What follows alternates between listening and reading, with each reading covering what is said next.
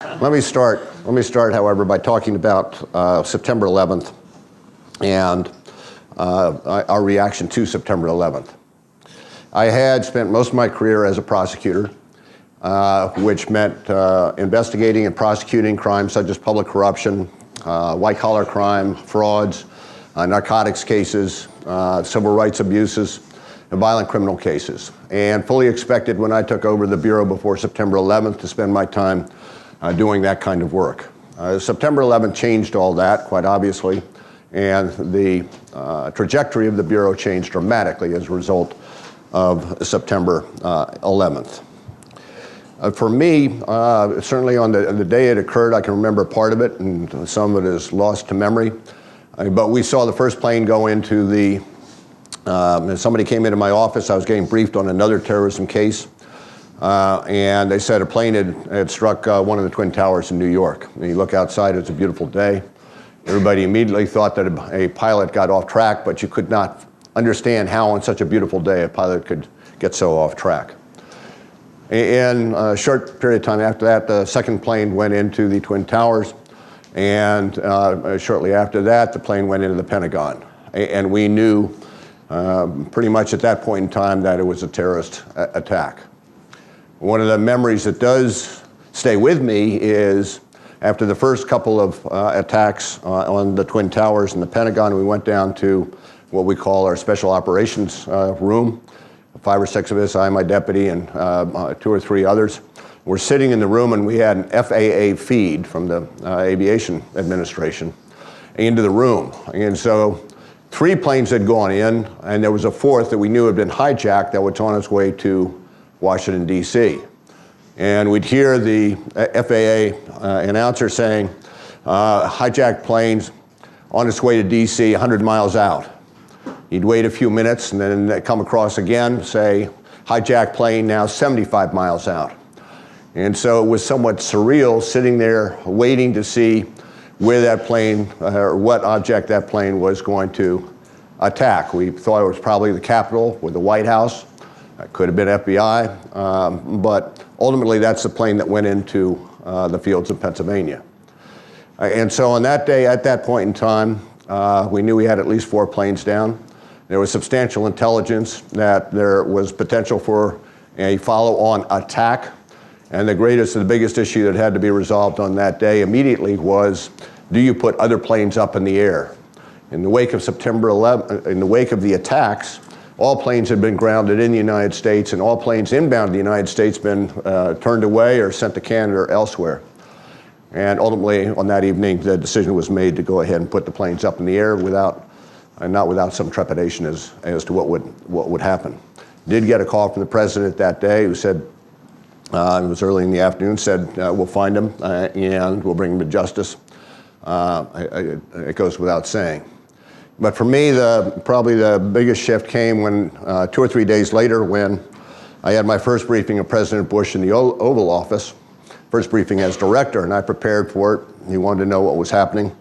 And I go in there, and it's President Bush, and it's Vice President Cheney, and it's the head of the CIA, George Tenet, and a couple of others. And I start my briefing by saying, well, Mr. President, we've got command posts that we've set up at the Pentagon, in New York City, in the fields of Pennsylvania.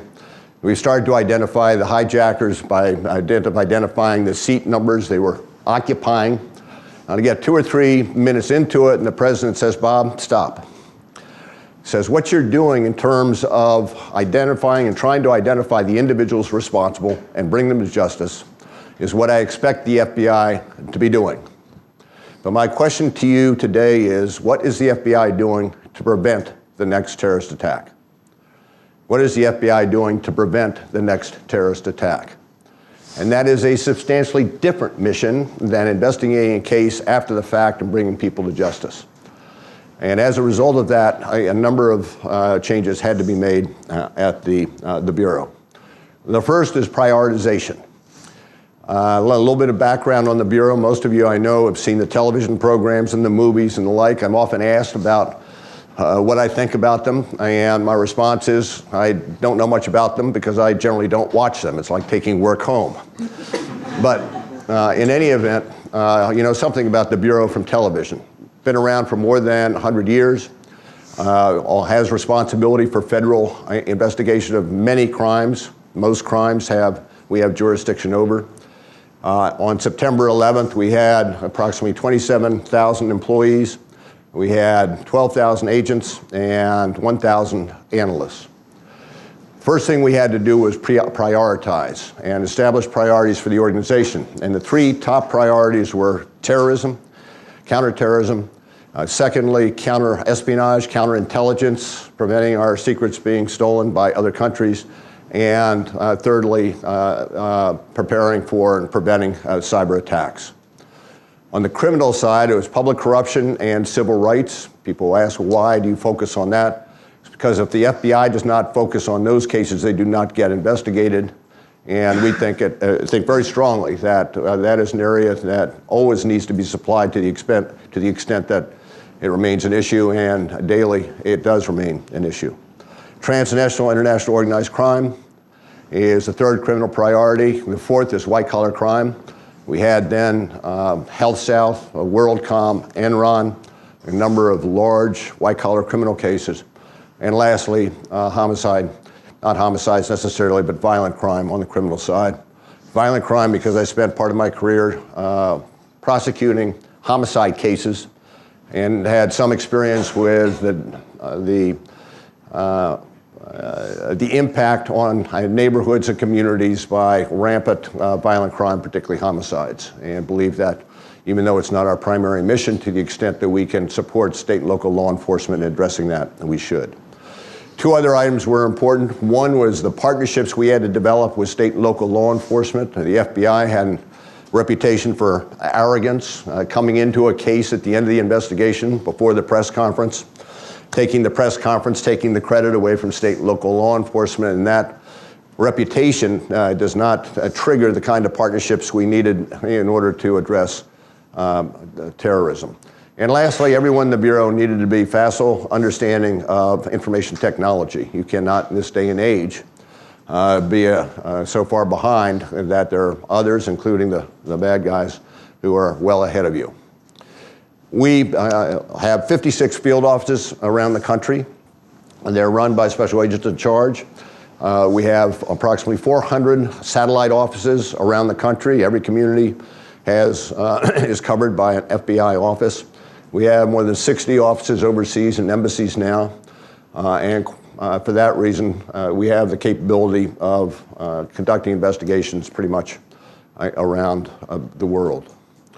Prioritization was number one. Secondly, the mission of preventing a terrorist attack is different than gathering evidence for a courtroom. What I come to find over trial and error over a period of time is that analysts have a substantial, important function in the FBI. I had thought bringing analysts on board was sufficient. It was not.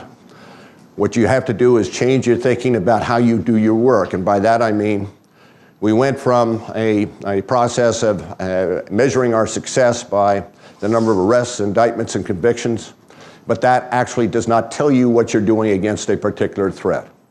And consequently, the focus in the last several years has been in identifying a threat, identifying what we know about that threat, but most importantly, identify the gaps in that threat and then knowledge on that threat, and then filling those gaps with sources, wires, and other mechanisms of obtaining information that ultimately may be evidence in a courtroom, but at the outset has to fill in the picture of the threat and the seriousness of the threat and who's responsible for that threat and following up on that threat.